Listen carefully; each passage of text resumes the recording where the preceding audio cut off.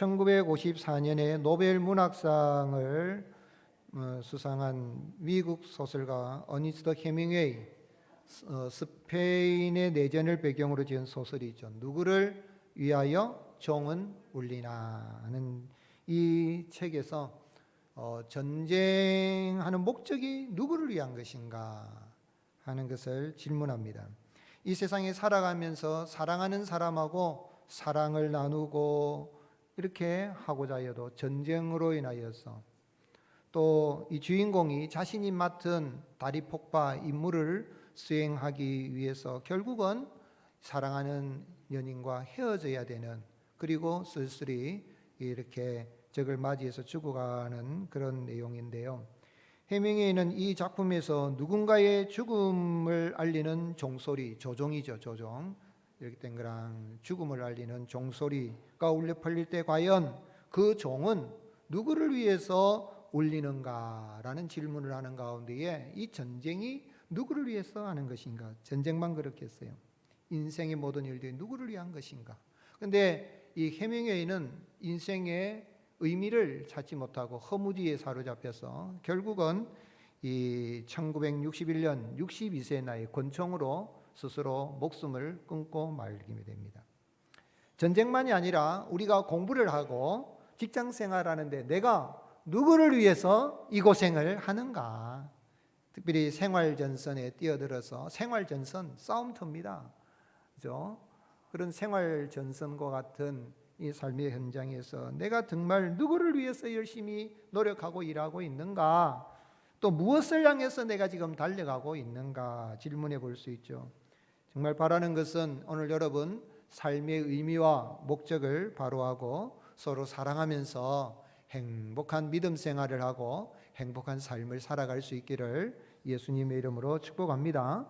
그런데 오늘 본문 말씀은 바울이 고린도 교회 안에 바울을 대적하면서 바울의 사도권을 의심하는, 바울이 계획을 세웠다가 이랬다가 저랬다 자꾸 변경을 하고 또 심지어는 헌금을 요청하는데 개인이 착복하려고 하는 거 아닌가, 그렇게 의구심을 가진 사람도 있고, 또 어떤 사람은 바울이, 우리는 환상도 보고 했는데 바울이 그런 경험이나 있나 하면서 바울이 사도가 맞는가에 대한 바울의 자기 변증서입니다. 오늘 말씀은 내가 사도다 하는 것을 이제 이야기를 하면서 11장 12장이 이야기하는데, 바울은 내가 사도임을 자랑한다면 내가 이런 은혜를 경험했다면서 자신이 셋째 아들 곧 낙원이죠, 낙원에 올라가서 말로 표현할 수 없는 하나님이 보여주신 환상과 계시를 이렇게 받았지만 나는 이런 사람을 위해서 자랑하지 않고 나의 약한 것을 자랑하겠다. 아마 바울이 경험한 셋째 하늘에 올라간 낙원에 경험한 그것을 책을 쓴다면 사도 요한이 썼던 요한계시록에 버금가는 그런 책을 쓸 수 있었을 것입니다. 그러나 사람들이 또 오해할까, 또 심하게 오해할까 싶어서 내가 두려워해서 그만둔다 하는데, 근데 이런 은혜를 경험한 바울에게 하나님께서 육체에 뭐를 주셨습니까? 예, 가시를 주신 거예요. 그런데 그 가시는 사단의 사자다 그랬어요. 그래 주셔서 바울이 하나님 앞에 이제 기도를 하지요. 하나님, 이 가시를 좀 걷어 주십시오. 3번 기도를 했는데 하나님이 말씀하시기를 내 은혜가 내게 족하다 해서 나는 하나님 앞에 참 나의 약한 것, 그것을 해서 오히려 기뻐하며 자랑한다라는 그런 내용이에요. 그런데 왜 하나님은 바울에게 낙원에 이르는 셋째 하늘에 이르기까지 하는 그런 은혜도 주시고, 또한 이 말로 표현할 수 없는 그런 천상의 언어, 천국 언어지요, 이 하늘나라 방언에 그런 말들은 함부로 전하기 힘든 그런 말을, 소리를 듣는 은혜를 주셨다가, 또 이 육체의 가시 이게 너무 괴로워서 3번이나 하나님 앞에 기도를 하는 정도로 그런 아픈 가시, 사탄의 이 사자를 왜 바울에게 허락해 주셨는가 하는 거죠. 복음을 전하고 교회를 세워나가는 바울이 가는 길에 이런 가시가 생기지 않게 하시고 사탄의 사자가 방해하지 못하도록 지켜주시는 은혜를 베풀어 주셔야 되는 것 아닙니까? 왜 하나님께서 참 목숨 걸고 복음을 전하는 바울에 가는 길에 큰 은혜도 주셨다가 또 이런 고난도, 이 사단의 사자도 하나님이 허락을 하신 것일까요? 그것은 우리 하나님은 약한 자를 통하여서 하나님의 강함을 나타내시는 분인 것을 알게 하기 위함인 것입니다. 오늘 여러분, 우리는 참 연약합니다. 그래서 참 연약해서 하나님 앞에 나와 기도하면 바울이 경험했던 것처럼 우리도 그런 은혜를 큰 경험을 할 수 있죠. 바울은 어떤 은혜를 경험했습니까? 1절에 보면 무익하나마 아무 유익이 없지만 나도 부득불 자랑하노니 주의 환상과 계시를 말하리라.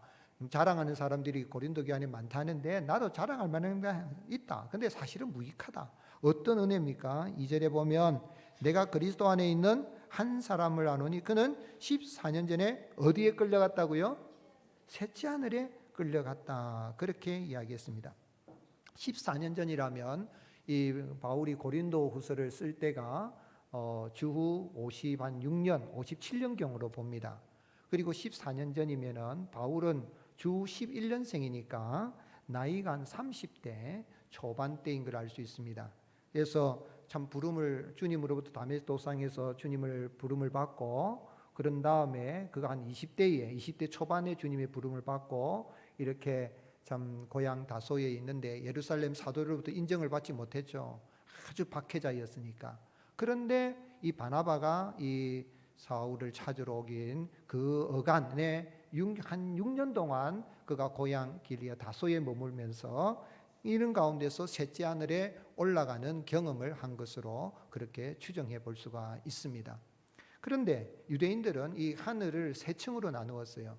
한 층은 하늘에 날아다니는 새들이 보이는 우리 육안으로 보일 수 있는 이런 것이 첫 번째 하늘이고, 그리고 더 높은 하늘은 해와 달과 별들이 있는 그런 하늘을 말하고, 그 다음 하늘은 이 하나님의 보좌가 있는 우리 궁창의 세계를 넘어서 있는 그러한 곳, 그걸 셋째 하늘이라고 이렇게 이해를 했는데, 바울도 오늘 말씀해 보면 4절에 그가 셋째 하늘에 올라갔다. 근데 해석하기를 어디에 이끌려갔다 그랬죠? 그가 낙원으로 이끌려가서 말로 표현할 수 없는 말을 들었으니 사람이 가히 이르지 못할 말이라. 천상의 은혜를 들은 거예요. 천국 방언을 경험한 거예요. 이런 은혜를 경험해서 얼마나 신나겠어요, 그죠? 목회를 하는 가운데서도 하나님이 이런 환상과 계시를 보여주고 병든 자가 고침받고 막 교인들이 막 복받고 잘되고 풍성하고 형통하고 이러면 얼마나 신나겠어요. 이런 바울이 실제로 사역하는데 많은 병자들이 고침받고 심지어는 죽은 자도 살아나는 기적도 같은 역사 있었어요. 근데 바울은 이런 것도 있었지만은 하나님이 또 내게 이 육체의 가시를 주셨다. 7절에 보면 여러 계시를 받은 것이 지극히 크므로 너무 자만하지 않게 하려고 내 육체에 가시고 사단의 사자를 주셨으니 이는 나를 쳐서 너무 뭐하지 않게 하렴이라고요? 자만하지 않게 하렴이라 그랬어요. 그래서 이 바울에게 있는 이 육체의 가시가 뭔가 할 때에 칼빈은 영적인 유혹이다. 영적인 유혹, 의심에서의 유혹, 사도로서 의무를 빨리 회피하고 싶은, 너무 힘들잖아요. 복음 전하는데 11장에 보면, 고린도 11장에 보면 강도의 위험, 태장으로 맞고 매로 맞고 시내의 위험, 동족의 위험, 자지 못하고 춥고 배고프고 굶주리고, 그러고도 남은 건 교회에 대한 염려밖에 없는데 바울이 이걸 빨리 그만두고 싶은 그런 유혹이다. 칼빈은 그렇게 해석을 했습니다. 마틴 루터는 바울을 대적하는 그런 악한 세력들을 그렇게 또 박해하는 거, 바울이 복음을 전할 때 박해를 당하는 거, 그것을 또 육체의 가시다라고 그렇게 마틴 루터는 해석을 하고, 로만 가톨릭에서는 바울이 결혼을 안 해서 사니까 성적인 그런 유혹을 받는 것이 아니겠나라고 해석을 하고, 또 어떤 사람들은 이 바울이 이 안질이 있어서 눈이 좋지 못했다 그래요. 그래서 이런 안질이라든지 그걸로 말미암아 두통이 있고 때로는 발작을 하는 간질병 증세가 있는 그것이 아닐까라고 해석을 합니다. 그러나 성경에 무엇인지는 모르지만 바울이 복음을 전하고 목회를 하는데 너무너무 괴로운 그 가시, 사탄의 사자라고까지 할 수 있는 그러한 가시가 있었죠. 하나님 앞에 3번이나 이렇게 거두어 달라고 기도했지만 하나님이 허락하지 않으시죠. 그런데 하나님이 허락하지 않으시지만 바울의 기도를 해서 네가 원하는 거 허락할 수 없다. 그런데 하나님이 응답해 주시죠. 하나님이 뭐라고 말씀하셨습니까? 9절 말씀 같이 읽겠습니다. 시작. 나에게 이르시기를 내 은혜가 내게 족하도다. 이는 내 능력이 약한 데서 온전하여짐이라 하신지라. 그러므로 도리어 크게 기뻐함으로 나의 여러 약한 것들에 대하여 자랑하리니 이는 그리스도의 능력이 내게 머물게 하려 함이라. 아멘. 하나님이 응답해 주셨어요. 바울에 대해서 바울이 원하는 대로 기도에 대해서 노 했지만 하나님은 더 좋은 이야기를 하신 거 뭐라고 말씀했습니까? 약한 가운데서 내 은혜가 내게 족하도다. 이는 내 능력이 어디에서 나타난다고요? 약한 데서 온전하여짐이라. 이 온전한다는 말은 텔레오라는 단어인데 우리 예수님께서 십자가상에서 이 다 이루었다 할 때 쓰여진 단어가 바로 이 온전하다 텔레오라는 단어인데 테텔레스타이 하나님이 다 예수님께서 십자가에 다 이루신 거죠. 그런데 그런 그리스도의 능력 하나님의 능력이 누구에게 나타나냐면 약한 자를 통하여서 나타내신다 그죠. 그래서 오늘 여러분 하나님께서는 우리가 믿음 생활할 때에 환상을 보기도 하고 또 놀라운 은혜도 경험도 하게 하시지만 때로는 이것 때문에 너무너무 괴로운 가시를 줄 때가 있는데 그때도 낙심하지 말아야 할 이유는 하나님은 나의 약함 속에서 하나님의 강함을 그리스도의 그 능력을 나타내기 원하신 것입니다. 우리 예수님이 그렇게 사셨고 그렇게 구원을 이루셨습니다. 그래서 고린도후서 13장 4절에 넘어가서 다음 장인 13장에 보면 그리스도께서 약하심으로 어떻게 되셨다고요? 십자가에 못 박히셨으나 하나님의 능력으로 살아 계시니 우리도 그 안에서 약하나 너희에게 대하여 하나님의 능력으로 그와 함께 살리라. 아멘이십니까? 여러분 우리가 내 출신이 집안이 어떻고 바울처럼 내가 정말 히브리인 중에 히브리인이고 베냐니바 사람이요 율법은 흠이 없는 사람이요 가말리엘에서 내가 배운 문화에서 배운 사람이요 그리고 하늘에 내가 이런 셋째 하늘에 올라가고 전상의 언어를 들었다라고 그리고 병든 자 기도하면 고침받고 죽은 자도 사는 기적이 나타난다. 그걸 자랑하지 않는다는 거죠.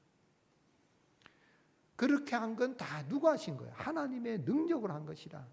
나는 약하다.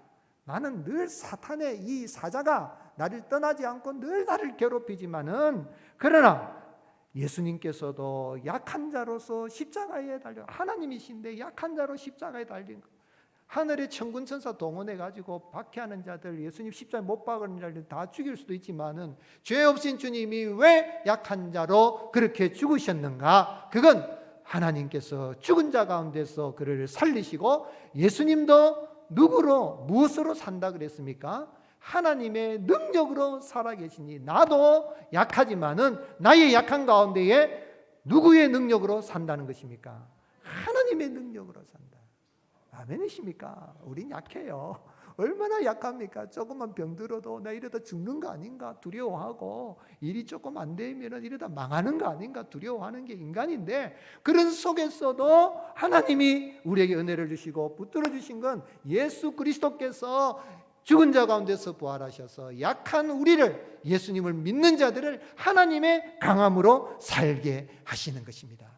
그러므로 우리는 약하지만 진정으로 예수님 믿는 사람들은 하나님의 능력으로 사는 진정한 강한 자로 거듭나게 되는 것입니다.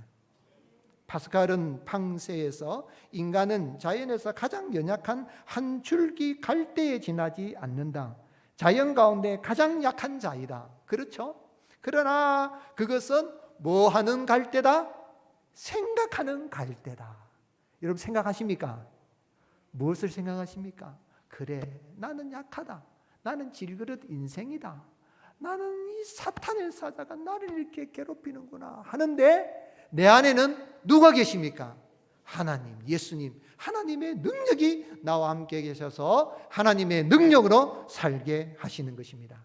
사랑하는 성도 여러분, 그러므로 내 마음이 괴롭고 육체가 힘들고 하는 일이 어렵고, 특별히 예수님 믿는 것 때문에 직장에서나 사회생활하면서 멸시천대를 받고 조롱을 받고 바울이 박해를 당하고 참 여러 가지로 힘들고 어려운 그런 가운데 있을지라도 낙심할 이유가 없는 것은, 우리의 약한 가운데 하나님은 강함으로 나타내시고 하나님의 능력으로 살아갈 수 있도록, 우리를 진정한 강한 자로 살아갈 수 있도록 은혜를 베풀어 주십니다. 그 은혜 감사하여서 약한 나 자신만을 바라보지 마시고 죽으시고 부활하신 부활의 생명이신 예수 그리스도를 바라보며 날마다 믿음으로 당당히 살아가는, 승리하는 자로 살아가는 저와 여러분이 되시기를 예수님의 이름으로 축복합니다. 그럼 우리가 어떻게 살아야 되겠습니까? 어떻게 하면 계속해서 하나님의 능력으로 우리가 경험하면서 행복한 자로 살아갈 수가 있겠습니까? 자신의 약함을 자랑하는 삶이 예수 그리스도와 교회의 유익을 위한 삶이라는 것을 기억해야 되겠습니다. 여러분, 사람들은 다 자기 잘난 걸 이야기하고 싶어요. 그렇죠? 우리 자식이 내가 건강해서, 나는 얼마나 건강한지 지금까지 한 번도 내가 감기 몸살 해본 적도 없고 병원에 입원한 적도 없다, 그리 말하면 어떻습니까? 그 주간에 감기 몸살 와서 병원에 입원할 수도 있는 일이 일어나기 때문에 세상의 사람들이 자랑하는 그 건강 자랑, 자식 자랑, 돈 자랑, 이런 거 자랑할 이유가 없습니다. 호사다마잖아요.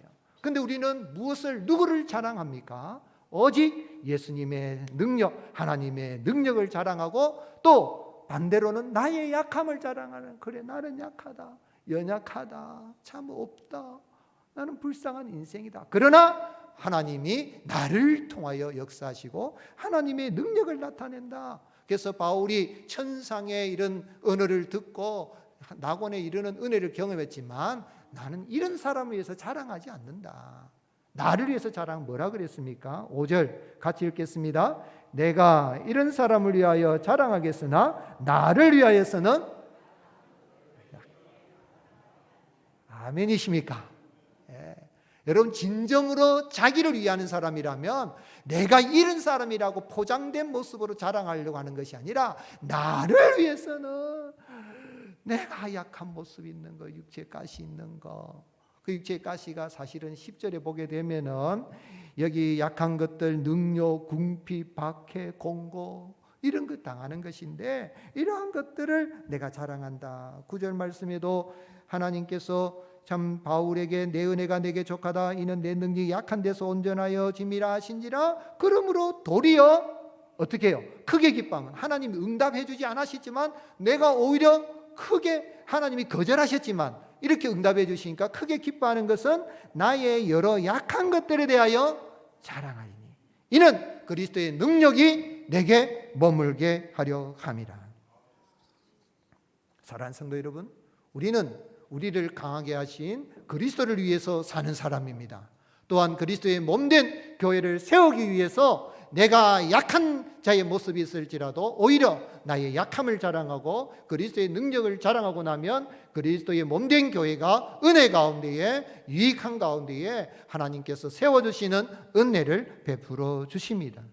그래서 바울은 나를 위하여 자랑하는 건 약한 것밖에 없고, 나는 그리스도를 위하여 살고 그리스도를, 그 영광을 위해서 살아간다. 10절, 그러므로 내가 누구를 위하여? 그리스도를 위하여 약한 것들, 능력, 궁핍, 박해, 공고를 기뻐하노니 이는 내가 약한 그때에 강함이라. 오늘 여러분, 우리 성도는 약할 때 강함 되시는 주님을 찬양할 수 있기를 예수님의 이름으로 축복합니다. 거짓 교사들은 자기 기준에 따라 자기 잘난 것 자랑합니다.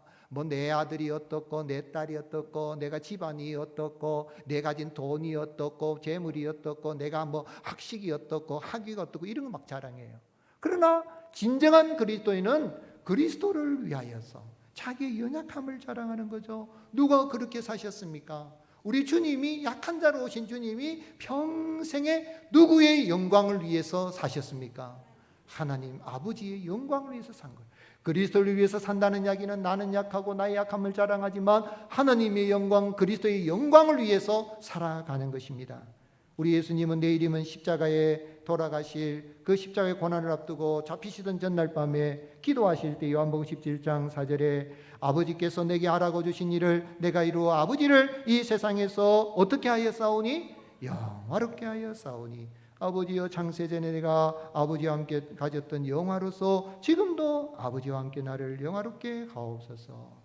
우리 예수님은 약한 자로 사셨지만 강한 자이신데, 약한 자로 사신 것은 약한 우리를 강한 자로 거듭나게 하고 하나님의 능력으로 살게 하시고, 또 우리가 예수님이 하나님 아버지의 영광을 위해서 살게 한 것처럼 아버지 하나님의 영광을 위해 달려가고 나의 약함을 자랑하고 나가면 거기에 계속해서 우리 주님이 능력으로 우리를 붙들어 주십니다.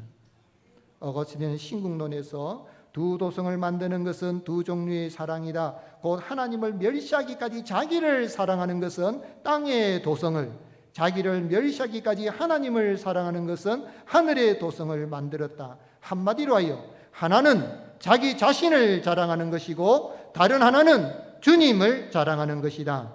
땅의 도성은 사람들에게 영광을 구하지만 하늘 도성에서는 양심을 보시는 하나님을 가장 큰 영광으로 여긴다. 땅의 도성은 자기 영광을 보며 자기 머리를 쳐들지만 하늘 도성은 자기 하나님께 이렇게 아뢰는다. 여호와여, 주는 나의 방패시요 나의 영광이시요 나의 머리를 드시는 자니이다. 아멘.